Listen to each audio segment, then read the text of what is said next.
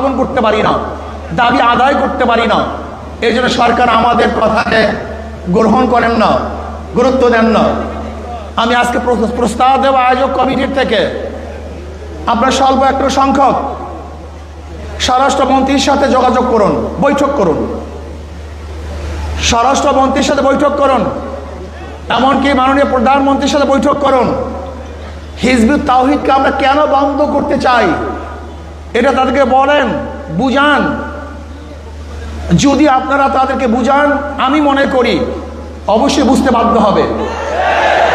যদি তারা সোজা আঙ্গুলে না বুঝে, তারা বাঁকা করে আঙ্গুল তাদেরকে বুঝাবো ইনশাআল্লাহ। আমরা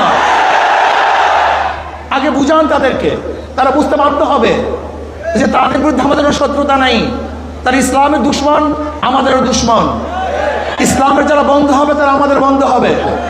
এই জন্য আমি প্রস্তাব করব স্বরাষ্ট্রমন্ত্রীর সাথে একটা বৈঠক করা হোক, অথবা প্রাইম মিনিস্টারের সাথে বৈঠক করা হোক।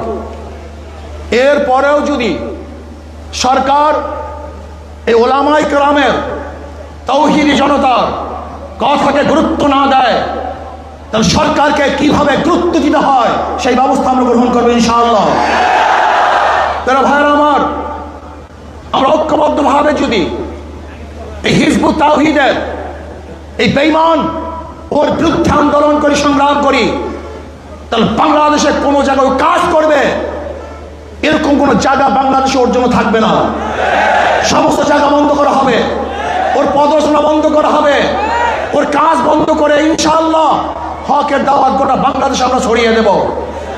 যদি ভবিষ্যতে আপনাদেরকে আবারও ডাক দেওয়া হয়, অবশ্যই ইনশাআল্লাহ আজকে যেরকম আগ্রহ করে এখানে এসছেন, ভবিষ্যতে আসার জন্য প্রস্তুত থাকতে হবে। শুধু হিজবুত তাওহীদ না, বাংলাদেশে যত ভণ্ড আছে, সাহাবা বিদ্বেষী আছে, নবী বিদ্বেষী আছে, ইসলাম বিদ্বেষী আছে, ওলামায়ে দেওবন্দকে যারা পছন্দ করে না, ওলামায়ে দেওবন্দের বিরুদ্ধে যারা কটূক্তিমূলক কথা বলে, যারা আল্লাহ আল্লাহ রাসূলের বিরুদ্ধে কথা বলে, ইসলামকে ধ্বংস করার চক্রান্ত করে, বাংলাদেশের সমস্ত মানুষ ঐক্যবদ্ধভাবে তাদের বিরুদ্ধে লড়াই করবে, আন্দোলন করবে ইনশাআল্লাহ। এই জন্য আসুন ঐক্যবদ্ধভাবে সবাই মিলে ঝিলে ইসলামের দুশমনের বিরুদ্ধে আন্দোলন করব, সংগ্রাম করব। আল্লাহ পাক রব্বুল আলামিন এই আন্দোলন এবং সংগ্রামে, হককে বিজয় করার আন্দোলনে সবাইকে শরীক থাকার মতো, ঐক্যবদ্ধ থাকার মতো তৌফিক আল্লাহ পাক আমাকে এবং আমাদের সবাইকে দান করুন। যারা আয়োজন করেছেন, এসেছেন, সবাইকে ধন্যবাদ জ্ঞাপন করি। আমার বক্তব্য শেষ করছি। ওমা আলাইনা ইল্লাল বালাগ।